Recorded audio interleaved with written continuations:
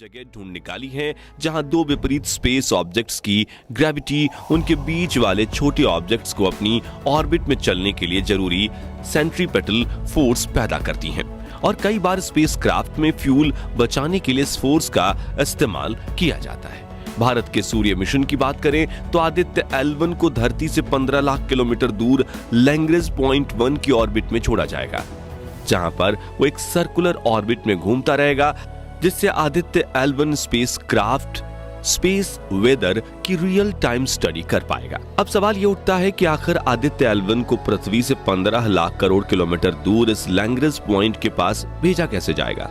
तो इस सन मिशन की शुरुआत बिल्कुल चंद्रयान 3 के मिशन की तरह ही होगी, जिसमें इसे भारत के PSLV यानी पोलर सैटेलाइट लॉन्च व्हीकल के साथ लॉन्च स्टेशन पर माउंट किया जाएगा, जिसके बाद PSLV रॉकेट इसे धकेलते हुए अंतरिक्ष में ले जाएगा और धरती की कक्षा में छोड़ देगा।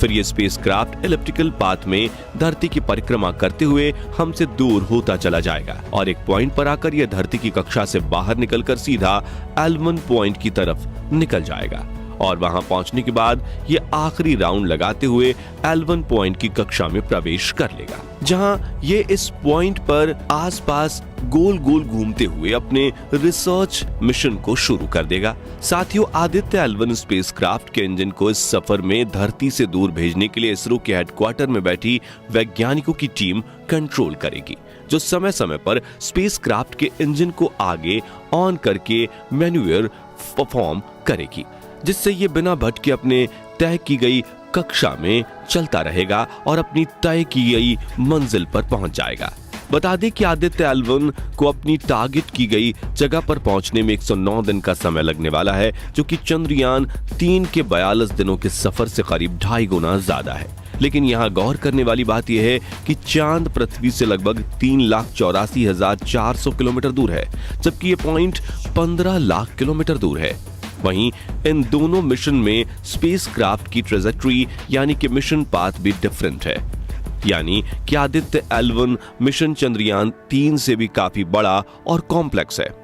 इसलिए इसरो ने इस मिशन को रेडी करने में 15 साल लगा दिए हैं, क्योंकि ऐसे मिशन में गलती की कोई गुंजाइश नहीं होती। दोस्तों, अब आदित्य L1 मिशन के ऑब्जेक्टिव्स यानी कि लक्ष्य की बात करें तो सूर्य की स्टडी करने के लिए इस स्पेसक्राफ्ट पर कुल 7 पेलोड इंस्ट्रूमेंट लगाए गए हैं, जो 24 घंटे सूरज की स्टडी करते रहेंगे और धरती पर इसरो के हेडक्वार्टर में डेटा ट्रांसफर करते रहेंगे। और इस मिशन का सबसे मेन ऑब्जेक्टिव है स्पेस वेदर की स्टडी करना।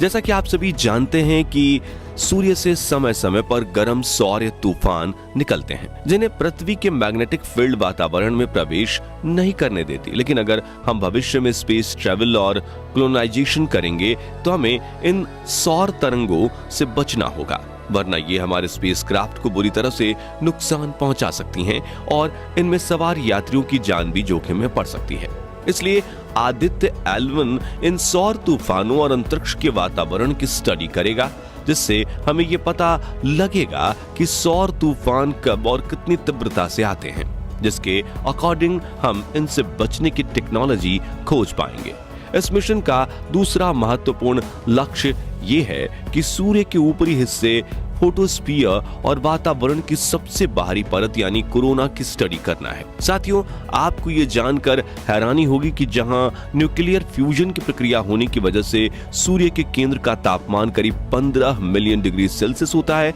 वहीं ये तापमान सतह पर यानी फोटोस्फीयर तक पहुंचते पहुंचते सिर्फ 6000 डिग्री सेल्सियस हो जाता है, जबकि कोरोना यानी सूर्य के वातावरण के बाहरी हिस्से का तापमान कई बार 1 मिलियन डिग्री सेल्सियस जितना हो जाता है,